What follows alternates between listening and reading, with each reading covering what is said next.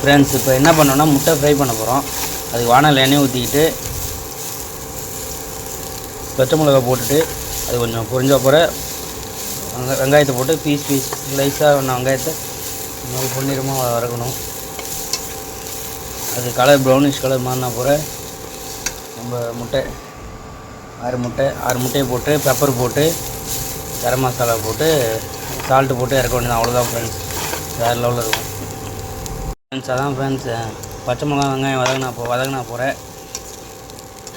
முட்டையை 6 முட்டையை உடச்சி ஊற்றி அது கூட சால்ட்டு பெப்பரு லைட்டாக கரம் மசாலா, அவ்வளோதான் ஃப்ரெண்ட்ஸ், வேறு லெவலில் இருக்கும். நீங்கள் செஞ்சு சாப்பிட்டு பாருங்கள், சாப்பிட்டு சொல்லுங்கள் எப்படி இருந்துச்சு ஃப்ரெண்ட்ஸ். அவ்வளோதான் ஃப்ரெண்ட்ஸ், முட்டையை வந்து பொரிச்சாச்சு. வேறு லெவல் டேஸ்ட்டு, சாப்பிட்டு பாருங்கள் எப்படி இருக்குன்னு சொல்லுங்கள். இந்த மாதிரி செஞ்சு பை ஃப்ரெண்ட்ஸ்.